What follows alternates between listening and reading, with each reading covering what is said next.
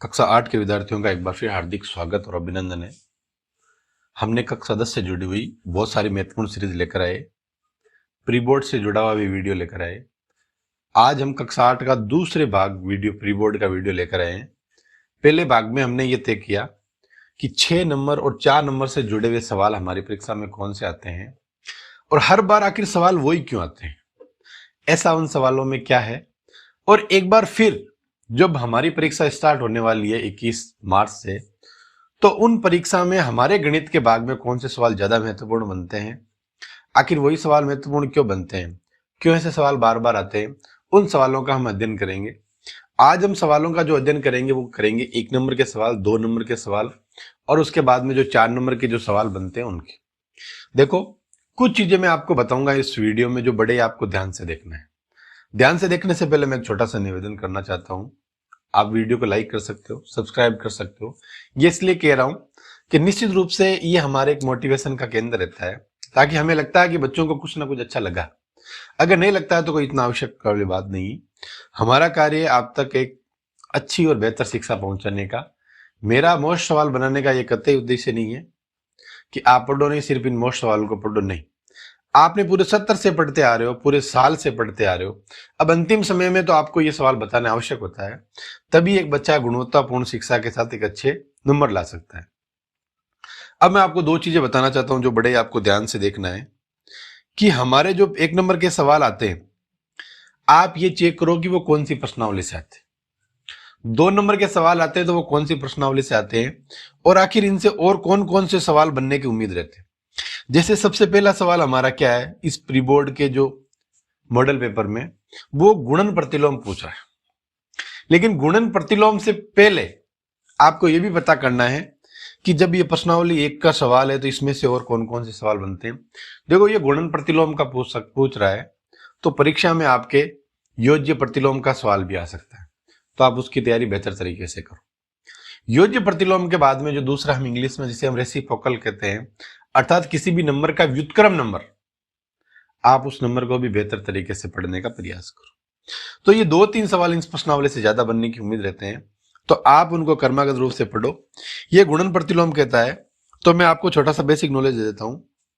जब योज्य प्रतिलोम की बात आती है तो उस नंबर का चिन्ह चेंज होता है और कोई परिवर्तन नहीं होता। जैसे -13 का अगर आप योज्य प्रतिलोम ज्ञात करते हैं तो +13 हो जाता। लेकिन -13 का जब गुणन प्रतिलोम ज्ञात करेंगे तो चिन्ह में परिवर्तन नहीं होता है, इसकी संख्या में परिवर्तन होता है, अर्थात संख्या उल्टी हो जाती है। तो इसका उत्तर आ जाएगा से। तो आपको ये थोड़ा सा ध्यान रखना है, ये इसको अच्छे से 2-3 सवाल बनते हैं उनका थोड़ा अच्छी तरीके से ध्यान रखना। सवाल 1 नंबर का इसी प्रश्नावली में से आएगा। कौन कौन से महत्वपूर्ण सवाल होते हैं ये मैंने आपको बताने का प्रयास किया। उसके बाद में जो सवाल नंबर 2 आता है वो वर्ग, वर्गमूल, घन और घनमूल से है। बड़ा ही सवाल है, संख्या 9 का घन पूछा है।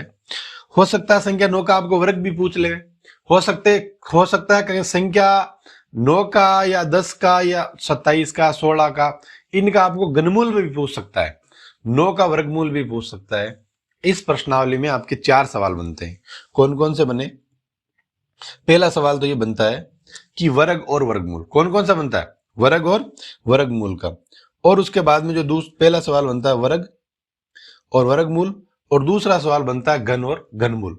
तो आपको जितना हो सकता है इनकी तैयारी करनी चाहिए और ये देखना। अब देखो 9 का है तो आप भी जानते हो 9 का स्क्वायर कितना होता है? 81। और 81 को जब हम 9 से मल्टीप्लाई करेंगे तो कितना आएगा? 729। ये उत्तर आपका आ जाएगा और आपको इनको ध्यान में रखते हुए ये उत्तर करना है। ये आंसर आ गया। तो आपको मैंने 2 सवाल महत्वपूर्ण बता दिए। अगला देखो, तीसरा सवाल फॉर्मूले से जुड़ा हुआ है। हालांकि ये जो सवाल है वो सिंपल इंटरेस्ट का है, तो कोई बड़ा इशू नहीं है। आपको एग्जाम में कंपाउंड इंटरेस्ट यानी चक्रवर्ती ब्याज का भी दे सकता है, घन घनाभ का भी दे सकता है, बेलन का भी दे सकता है। तो आपका प्राथमिक आइलर फर्मी आती है, उसका भी सूत्र दे सकता है। लेकिन हम ये सिंपल इंटरेस्ट की बात कर रहे हैं, इसलिए ये अध्ययन करेंगे। तो जितने भी फॉर्मूले बनते हैं आपको फॉर्मूले याद करने चाहिए, क्योंकि जब आप फॉर्मूले याद करोगे तभी आपसे वो प्रश्न सरल होंगे। अगर मैथमेटिक्स पढ़ना है तो मैथमेटिक्स का सबसे बड़ा और पहला उपाय यही है, आपको सूत्र आने चाहिए, और सूत्र बिना कुछ नहीं है। अब ये साधारण ब्याज ज्ञात करने का सूत्र पूछ रहा है, ये सूत्र आपसे घुमा भी सकता है। साधारण ब्याज के माध्यम से आपको दर ज्ञात करने का भी सूत्र पूछ सकता है। साधारण ब्याज के माध्यम से समय ज्ञात करने का भी सूत्र पूछ सकता है। और साधारण ब्याज के माध्यम से वो आपको मूलधन ज्ञात करने का भी सूत्र पूछ सकता है। तो मेरे कहने का अर्थ है इस एक सूत्र से आपके 4 सूत्र का निर्माण होता है, उनका अच्छी तरीके से आपको अध्ययन करना है। अभी मैं आपको इस किताब के मोस्ट सवाल कौन कौन से बनते हैं वही बता सकता हूं। सरलीकरण तो हम छोटे मोटे तरीके से कर सकते हैं, कर रहे हैं, लेकिन व्यवस्थित और आपको 1 बाय वन क्वेश्चन का सरलीकरण देखना है तो मैं आपको नीचे लिंक दूंगा, डिस्क्रिप्शन आता है, उसमें 1 बाय 1 एक एक वीडियो की प्लेलिस्ट दे दूंगा आपको। वैसे आपका सदस्य की वीडियो की प्लेलिस्ट बहुत बेहतर ढंग से आपके देखकर एक एक सवाल कर सकते हो।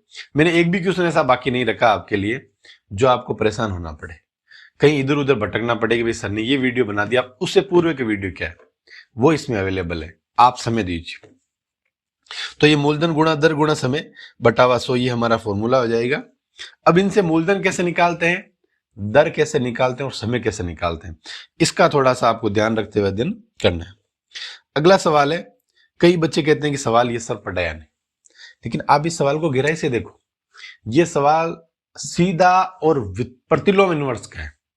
ये सवाल कह रहा है कि 5 किलो शक्कर का मूल्य कितना है, 100 रुपए। आपको कितनी ज्ञात करनी है, 1 किलो। तो ये तो सीधा ही है। कैसा सीधा है कि ये x1 हो जाएगा, ये x2 हो जाएगा, ये y1 हो जाएगा, ये y2 हो जाएगा। तो 5/100 बराबर क्या हो जाएगा, 1/, ये हमें ज्ञात करना है, हमने इसको w मान लिया, तो ये आ गया w की जब वैल्यू ज्ञात करनी तो 100/5 कितना आएगा, 20। हुआ कि नहीं हुआ। इसको वो अलग से भी घुमा सकता, मैंने पहले भी बताया है। सीधा अनुपात और प्रतिलोम अनुपात को थोड़ा सा आप समय देकर अध्ययन करो। ये दोनों क्रिटिकल है, अच्छे हैं और पूरे में से पूरे नंबर प्राप्त होने वाली प्रश्नावली है। सीधा प्रतिलोम का तात्पर्य ये होता है कि किसी भी वैल्यू का पैरेलल तरीके से बढ़ना, समांतर रूप से कम हो सकती है, समांतर रूप से वृद्धि हो सकती है, लेकिन आपको वो देखना है। जबकि प्रतिलोम अनुपात में इसका विपरीत होता है, अगर एक संख्या में वृद्धि होगी तो दूसरी संख्या में कम होगी। जैसे मैंने कई उदाहरण दिए हैं, आप हमारा वीडियो देख सकते हो। इस वीडियो में मैं आपका ज्यादा समय खराब नहीं करना चाहता हूं, मैं आपको अच्छी से अच्छी और व्यवहारिक चीज बताना चाहता हूं ताकि आपको लगे कि वास्तव में हमने गुणवत्तापूर्ण शिक्षा अर्जित करने का हमने कार्य किया। उसके बाद में आता है, देखो ये पहले में बाकी प्रश्न कराने से पहले मैं 5वां प्रश्न कराने से पहले 6ठा प्रश्न करा रहा हूं। क्यों करा रहा हूं, बहुत अच्छा सवाल। देखो ये चतुर्भुज की बात कर रहा है, आपके चतुर्भुज से जुड़े हुए कम से कम 10 नंबर की ये प्रश्नावली।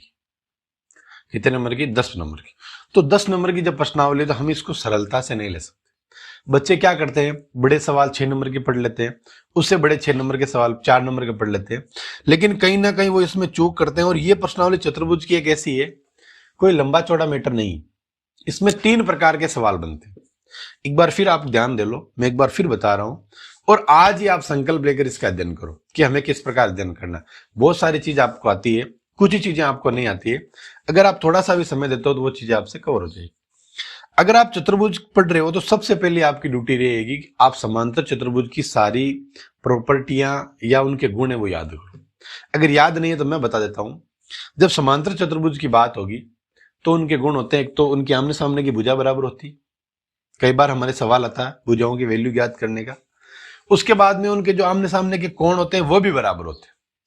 मान लो कि ये समांतर चतुर्भुज की आकृति है, अगर इसके आमने सामने के कोण होंगे तो ये कोण एक सरल रेखा में बनते हैं, और जब ये कोण सरल रेखा में बनेंगे तो इनका योग 180 डिग्री हो जाएगा। कितना हो जाएगा, इसका मतलब चारों कोणों की वैल्यू आप बेहतर तरीके से ज्ञात कर सकते हो। अगला स्टेप ये आता है कि समांतर चतुर्भुज के जो विकर्ण होते हैं, जिन्हें डायगोनल्स कहते हैं, वो बराबर एक दूसरे को समद्विभाजित करते, बाइसेक्ट करते। आप इन 3 चीजों को याद करो। सबसे पहले तो 4 नंबर आपके कोई रोक नहीं सकता, और ये याद नहीं करते हो तो कोई दे नहीं सकता। क्यों कि जो सवाल आएगा वो इनसे 100% ही जुड़ा हुआ आएगा। बोलो बात समझ में आएगी नहीं। और समांतर चतुर्भुज के बाद में आपको दूसरी जो सबसे महत्वपूर्ण चीज है वो याद करनी है, इनके कोण बनते हैं। ये अंत्य कोणों की बात कर रहा है और कई बार बाह्य कोणों की भी बात कर रहा है। यहां पर आ सकता है चतुर्भुज के बाह्य कोणों का माप ज्ञात करो, तो हमारे कोण कितने हो गए, एक तो अंत्य कोण हो गया और एक क्या हो गया, बाह्य कोण। तो मैं 2 चीज आपको बताता हूं, आकृति चाहे चतुर्भुज हो, चाहे पंचभुज हो, चाहे त्रिभुज हो, चाहे षटभुज हो, चाहे 100 भुज हो, चाहे लाख भुज हो, बाह्य कोणों का योग हमेशा बराबर होता है। और वो कितना होता है? 360, 360 डिग्री। तो बाह्य कोण का मीटर तो आपको कंप्लीट हो गया। अब इससे जुड़ा हुआ सवाल आता है, अगर किसी आकृति में 5 भुजा है, कितनी भुजा? 5 भुजा, तो प्रत्येक बाह्य कोण का मान, जब बाह्य कोण की बात आ रहा है 6 भुजा बताइए चाहे 5 भुजा बताइए, भाग दे दो। और अगर वो कहता है कि बाह्य कोण की बात करता है और कहता है कि प्रत्येक कोण 40 डिग्री का हो, तो भी आपको कोई टेंशन नहीं है, बाह्य कोण लेकर 40 का आपको भाग दे देगा। तो बाह्य कोण का सवाल तो बड़ा सरलता से हो जाएगा। लेकिन देखो ऐसा है, कोई भी चीज सरल तब लगती है और कोई भी चीज अच्छी तब लगती है जब हम अध्ययन करते हैं। हम अगर सपने में रहेंगे, नींद में रहेंगे, तो कभी भी नहीं पढ़ सकते। मैं आपको एक चीज बिलीव देता हूं, ये अंतिम दौर है आपका, ये लास्ट दौर है। आज आप तारीख, कैलेंडर उठाकर उसकी तारीख देखो, 21 तारीख से परीक्षा प्रारंभ हो जाएगी, तो 2 दिन पहले तो जो पूर्व पहला पेपर होगा वो भी आपको अध्ययन करना पड़ेगा। अगर आप अध्ययन नहीं करोगे तो आप इतने डिप्रेशन में चले जाओगे, डर रहेगा आपको, कल परीक्षा है तो वो नहीं पढ़ पाओगे। तो 3 दिन पहले तो वैसे ही वो विषय पढ़ना है। अब जब 3 दिन पहले विषय पढ़ना हो तो आपके पास कोई साल भर थोड़ी गिनती के दिन है। आप उन दिनों को डिवाइड करो और डिवाइड करके अध्ययन करो, सेल्फ स्टडी करो। अब समय वो नहीं है कि आप पूछो कि यह सवाल कैसे होगा। अब समय है कि जो आपको आता है गुणवत्तापूर्ण शिक्षा में, उसका रिवीजन करो आप। मैंने आपको पहला वीडियो बताया, आप उसको गहराई से 1 बार नहीं 2 बार देखो। जो 6 नंबर के सवाल बताए वही आएंगे, जो 4 नंबर के सवाल बताएंगे वही आएंगे, उनसे बाहर कोई दायरा पैदा नहीं होता।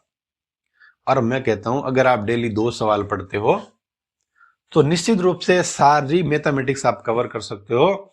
और आप कल्पना भी नहीं कर सकते कि गणित में भी आप 100 नंबर ला सकते हो क्या, इतने कम समय में, और आपको मिल जाएंगे। और उस दिन आप सोचोगे यार ये क्या हो गया। लेकिन देखो, ऐसा शिक्षा ही सबसे बड़ा सशक्त हथियार है, उसके बिना सारी चीजें अधूर होती है। उसके बाद में पूछ रहा है कौन सा द्विपदी पद। तो आप समझ रहे हो कि द्विपद भी होता है, 3 पद भी होते हैं, 4 पद भी होता है। चर से पद का निर्माण होता है। जैसे ये एक्स वाई आ गया, ये जो पद है ये द्विघात है, इसमें 2 घात है। तो ये द्विपद आप जैसे इसको मान सकते हो, एक्स और वाई में है ना, 2 चरों में जब समीकरण आता है तो द्विचर या द्विपद अपन व्यवहारिक रूप से मान सकते हैं। और सही तरीके से अगर देखो तो इसमें 3 पद है, ये 2 पद हो गए।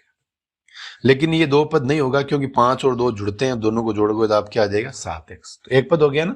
तो कई बार हम कंफ्यूज होते हैं, इसमें x और y एक साथ आ गए तो हमारा उत्तर बनता है ये। क्यों? कि द्विपद का मतलब है 2 अलग अलग चर का आना। आगे दे रहा है ये 5, ये अचर पद होता है।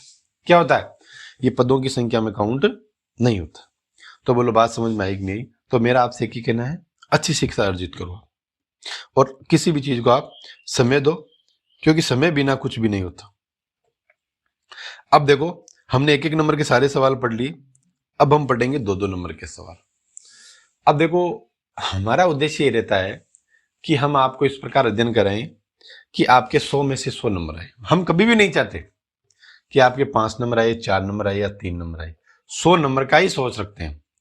तो देखो, मैंने आपको कहा कि घन, घनमूल, वर्ग, वर्गमूल, इनसे कोई बड़ा सवाल नहीं आ रहा है। 4 नंबर का नहीं आ रहा है ना। अब 4 नंबर का सवाल आए तो क्या बनता है कि भागफल विधि से आप इसका घनमूल, वर्गमूल ज्ञात करो। और घनमूल जब कहता है तो सीधा गुणनखंड के रूप में आता है। तो निश्चित रूप से इसका ऐसा सवाल ही बनेगा और आपको इसको तैयारी करनी है। और वो क्या कह रहा है कि वह सबसे छोटी संख्या ज्ञात करो जिसको 200 से गुणा करने पर, 200 से गुणा करने पर कौन सी संख्या प्राप्त होती है? 200 से गुणा करने पर पूर्ण घन प्राप्त होती है। कौन सी प्राप्त होती है? पूर्ण घन। तो आपको हमेशा इसको ध्यान में रखते हुए इस चीज को देखना है कि आखिर वो कौन सी संख्या आएगी। तो सबसे छोटी संख्या की बात कर सकते तो 2 ले लो, आप 3 ले लो, 4 ले लो, और इनको जब हम 200 से गुणा करेंगे तो ये पूर्ण घन की बात कर रहा था, ये 400 हो गया, ये 600 हो गया, और ये कितना हो गया 1600। और आगे भी आप गुणा करके इसको देख सकते हो। लेकिन हमें यह सवाल आना चाहिए, बहुत अच्छा सवाल है। और मैं फिर कह रहा हूं, घन और घनाभ की प्रश्नावली में इस प्रकार के जो भी सवाल बनते हैं आप उनकी अच्छी तैयारी करो। 100% 2 नंबर से छुटा हुआ सवाल आएगा। उसके बाद में व्यंजकों के गुणा से आया, बीजीय व्यंजक की प्रश्नावली है। 2 चर वाले रैखिक समीकरण से भी आप मान सकते हो। तो बीजीय व्यंजक की जब ये प्रश्नावली है और गुणा में तो चलो कोई समस्या नहीं है, हम कर सकते हैं। लेकिन सवाल आपके इनकी जोड़ का भी आ सकता है, सवाल इनकी बाकी का भी आ सकता है, सवाल इनके भाग का भी आ सकता है। तो हमें चारों वे में तैयारी करनी है। मॉडल पेपर में अगर गुणा दे दिया तो इसका ये कोई अर्थ नहीं होता कि वो गुणा आता है। हम किसी भी सवाल को महत्वपूर्ण सवाल तब मानते हैं कि महत्वपूर्ण मानने से पहले हम ये चेक करते हैं कि इस प्रश्नावली में और कौन कौन से सवाल डेवलप होते हैं। अगर उनके कंपैरिजन में ये ज्यादा मोस्ट होता तो यही मोस्ट रहेगा, लेकिन इसके टक्कर में और भी सवाल है तो ये तो मॉडल पेपर दिया, जब प्रश्न बनाते समय एग्जामिनर उस सवाल को उठा सकता है। मल्टीप्लाई में कभी हमें समस्या नहीं आती, एडिशन में हमें थोड़ा सा सोचना पड़ता है। एडिशन में हमेशा समांतर एडिशन होता है, क्यू से क्यू एडिट होगा, जुड़ेगा, पी से पी जुड़ेगा, एम से एम जुड़ेगा। अगर ये 4p और 7pq दे दिया इसने, जोड़ इनका नहीं होगा, लेकिन जब गुणा की बात आएगी तो आप 7 चौक ये 28 कर दोगे, p से p गुणा हो जाएगा, p स्क्वायर आ गया, ये q आ गया, ये माइनस आ गया। तो कोई लंबे वाले और लंबे संघर्ष वाली बात नहीं है। 2 नंबर्स में ये सवाल दे रहा है तो आपको इजी भी देगा। तो इसके जोड़ और बाकी एक बार वो सवाल को भी आप प्रैक्टिस कर लेना, क्योंकि 2-2 नंबर के सवाल है तो ये, और तो इनसे सवाल कोई आते नहीं है, तो 2 नंबर के सवाल आते हैं तो आप थोड़ा सा ध्यान देकर तैयारी करो। अगला सवाल है, बहुत अच्छा सवाल, अभी मैंने आपको बताया जब भी आपको बहिष्ठ कोण की, बाह्य कोण की या एक्सटीरियर एंगल की बात करें, ये देखो, तो एक्सटीरियर एंगल हमेशा बराबर होता है। और मैंने कहा कि इंटीरियर जब अंत्य कोण होता है तो उसका परिवर्तन होता है और उसका अंत्य कोण ज्ञात करने का सूत्र होता है n-2 गुणा 180 डिग्री। जैसे हमारे पूर्व में एक एबीसी आया था जो हमने शायद बाह्य कोण का नाम लेकर उसको रोक दिया। ये देखो, ये अंत्य कोण की बात कर रहा है, तो अंत्य कोण ज्ञात करने का सूत्र ये होता है n-2 गुणा 180 डिग्री। चतुर्भुज की बात कर रहा था, n का मान आ गया 4 और इसका वैल्यू आ जाएगा 360। अब यहां आप देखिए, बाह्य कोण की बात कर रहा था, मैंने पहले भी बताया कि ये प्रश्नावली बहुत महत्वपूर्ण है। वहां बाह्य कोण का सवाल आ रहा है, यहाँ अंत्य कोण का सवाल आ रहा है। आगे जब आप देखोगे तो चतुर्भुज यानी समांतर चतुर्भुज से सवाल जुड़ा हुआ सवाल मिल जाएगा। तो 4 नंबर वो, 2 नंबर ये 6, 1 नंबर वो 7 नंबर। तो 7 नंबर का तो सीधा सीधा सवाल आता है। उम्मीद है कि ये कम से कम 10 नंबर से जुड़ी हुई प्रश्नावली है। अच्छे सवाल आते हैं, आप समय देकर अध्ययन करो। तो जब इस कोण की बात कर रहा है तो हमें पता है कि 360 होता है और ये 45 दे रहा है। क्या दे रहा है? प्रत्येक बाह्य कोण का मान। तो आप इसमें आराम से घटा सकते हो, ये 2 30 और ये 15 चौका 60, ये 3 बार और ये 8 बार। तो बताओ कितना मान आएगा? 8। और उसके बाद में बात करता है ये परिमाप की। किसकी बात कर रहा है? देखो, जब ये परिमाप की बात कर रहा है तो परिमाप एक चीज नहीं होती, आपको परिमाप के अलावा क्षेत्रफल भी पढ़ना पड़ेगा। ये सिर्फ वर्ग की बात कर, ये वर्ग की आयत की बात कर रहा है।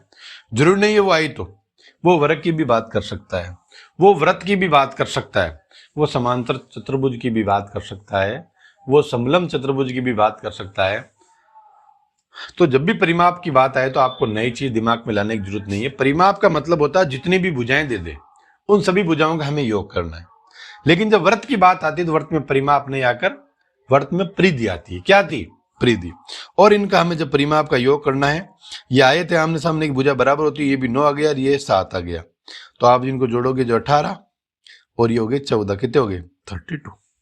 तो आप परिमाप को सबसे पहले क्वेश्चन को करने से लिख लो, पहले लिखोगे परिमाप का मतलब होता है सभी भुजाओं का योग, sum of the all sides equal to perimeter, यानी सभी भुजाओं का योग करने पर हमें परिमाप प्राप्त होता है। फिर आप इनकी भुजाओं का मान, जैसे ए बी हो गया, ये बी सी हो गया, ये सी डी हो गया, ये डी हो गया, फिर इनकी वैल्यू लिखकर आप जोड़ोगे तो आपको इसके 2 में से 2 नंबर मिलेंगे।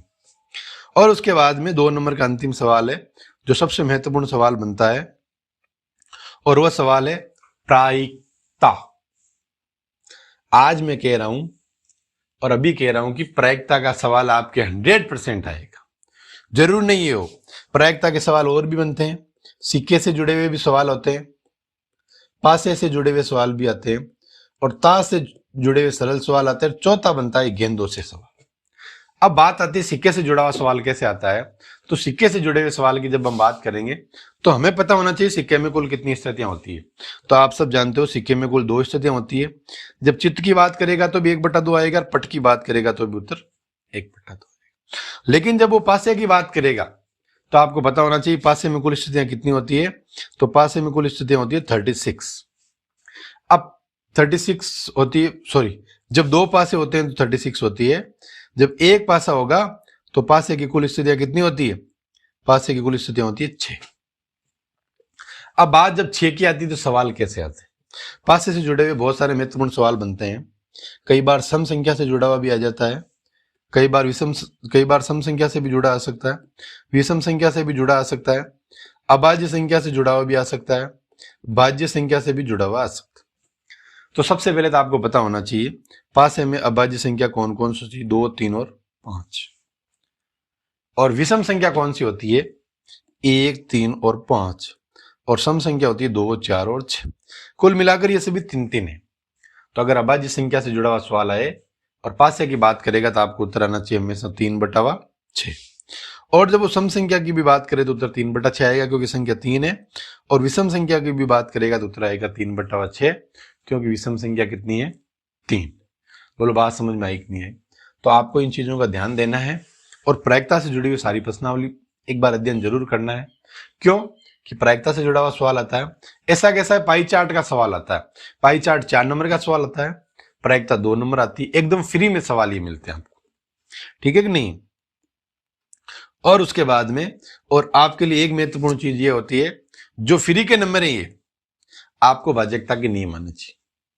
अगर भाजकता के नियम नहीं आते तो मैं बता दूंगा अभी। 2 का भाजकता का नियम वो होता है जिस संख्या के लास्ट में 0, 2, 4, 6 और 8 आते, अगर ये कहीं भाग जा रहा है इसका मतलब 2 का भाग जा रहा है। अगर आपको 3 का भाग देना है तो 3 के भाग का नियम सीधा सीधा होता है, कोई भी संख्या हमें दी हुई होती है उसको जोड़ दो, जोड़ते रहो, और जोड़ने के बाद में अगर 3 का भाग जाए तो संख्या में 3 का भाग जाएगा। जैसे आप देख लो 4, 3 और 2, 4, 3, 7 और 2 कितने हो गए, 9। क्या 9 में 3 का भाग जाता है? बिल्कुल जाता है। अगर मान लो यहां पर आ जाता है 18, तो आप इस 18 को 1 + 8 और भी जोड़ सकते हो, 9। तो 9 में 3 का भाग जाता है, बिल्कुल जाता है। इसका मतलब इस संख्या में भी 3 का भाग जाएगा। और 6 का भाजकता का नियम यह कहता है कि जब 2 और 3 दोनों का भाग जाएगा तो 6 का चला जाएगा। और जब 5 का भाजकता का नियम की बात करेगा तो किसी भी संख्या के लास्ट में 0 और 5 दोनों आते हैं तो 5 का भाग जाएगा। 9 का और 3 का एकदम समान होता है। 4 और 8 भी बड़े जी अंतिम 2 संख्या में 4 लेते हैं और अंतिम जब 3 संख्या लेते हैं तो 8 लेते हैं। कक्षा 6 की गणित की किताब आप उठा सकते हो, उसमें आपको भाजकता के नियम बड़े सरलता से मिल जाएंगे। आप उनको एक बार देखकर अध्ययन करो। अगर आपने वो कर लिया तो ये सवाल 4 नंबर आपको फ्री में मिल जाएंगे। ये पूछ रहा है क्या 2 से भाज्य है कि नहीं, तो 2 से विभाज्य के लिए चेक करेंगे हम अंत में 0, 2, 4, 6 है कि नहीं है, तो सत्य। उसके बाद में पूछ रहा है 9 से विभाज्य है कि नहीं है, जोड़ दो। जोड़ने के बाद में अगर 9 का भाग जाता है तो बिल्कुल जाता है। और अगर किसी संख्या में 2 और 3 से भाग जाता है तो क्या उसमें 6 का भाग जाता है, बिल्कुल जाता है। और आपको 9 का भाग जाता है तो x का मान 2 है, तो यहाँ पर आप लिख दो 6 और 2 8। क्या 9 से भाग जाएगा? नहीं, तो ये हो जाएगा 80। कितने सरल सवाल है, लेकिन पढ़ने वाला चाहिए, समय देने वाला चाहिए, व्यवहारिक तरीके से होना चाहिए। आपका कोई भी सवाल आप काट नहीं सकते हो। और उसके बाद में ये बहुत अच्छी प्रश्नावली है, इसका अध्ययन करो। इसमें एक आइलर परिमेय जरूर आती है, a + v - e = 2। इस आइलर परिमेय का भी आप जरूर अध्ययन करें। और ये सवाल पूछ रहा है कि अगर आप दृश्य 2 में ये जो फोटो बन रही है ये साइड से बन रही है, ऊपर से बन रही है, तो आपको देखना है या इस साइड से बनती है, ये ऊपर से बन रही है, साइड से बन रही है, तो ये तो पता चल रहा है कि ये इधर से बन रही है, साइड से। और तो ये कहां से बन रही है, आपको ये एक साइड कहां से दिखाई देती है, आपको थोड़ा सा ध्यान देकर ये सवाल को, फोटोएं की बातें कर रहा है कि ये एंगल कौन सी, देखो पीछे एक ये है, पीछे और ये और ये एक देख रहा है, तो आप ये चेक कर लोगे ये कहां से दिखाई दे रही है, बस फोटो का एंगल का ये चेक करवा रहा है। आप अक्सर साथ में देखोगे तो बेहतर तरीके से समझ में आ जाएगा। और उसके बाद में सबसे अच्छा सवाल है पाई चार्ट। फ्री के सवाल के नंबर है। परीक्षा में सवाल क्या आता है कि हेलमेट नहीं पहनने वाले कितने व्यक्तियों का एक्सीडेंट होता है, 30%। अगर संख्या पूछे तो टोटल व्यक्ति 400 है, 400 × 30/100, ये 0 से 0 कट गया, 4 × 3 = 12, 120। अगर इसका भी पूछे संख्या पूछे तो आप परसेंटेज निकाल सकते हो। प्रतिशत निकालना आना चाहिए। कक्षा 7 में प्रतिशत को बहुत अच्छी तरीके से पढ़ाया हुआ है। और आखिरी जो मैं बार बार कह रहा हूं, समांतर चतुर्भुज का आप अध्ययन करो। पहले भी मैंने आपको सवाल कराए हैं और समांतर चतुर्भुज की तीनों प्रॉपर्टियां मैंने पहले भी आपको इसी वीडियो में बताई है।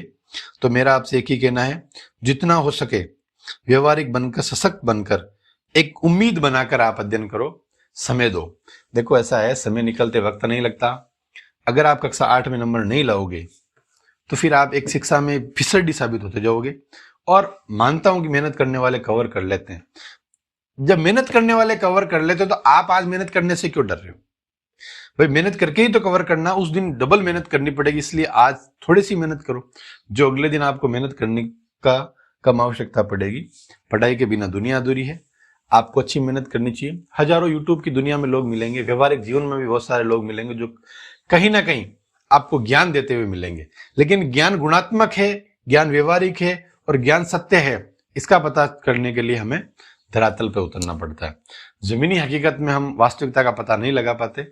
कई बार लोग हवा में बातें कर देते हैं, हम उनकी बातों में आ जाते हैं। नहीं, आप पढ़ो, समय दो आप, और समय देने के बाद में आप चिंतन और मनन करो कि वास्तविक व्यवहारिक दृष्टिकोण से आप पढ़ रहे हो या नहीं पढ़ रहे हो। अपने आप में सुधार करो, अच्छी मेहनत करो, हमारे चैनल से जुड़िए। हम आपको निरंतर अच्छी शिक्षा और ज्ञान देने के लिए संकल्पित होकर कार्य करेंगे। आप जुड़े, समय दिया इसके लिए बहुत बहुत धन्यवाद। Thank you so much.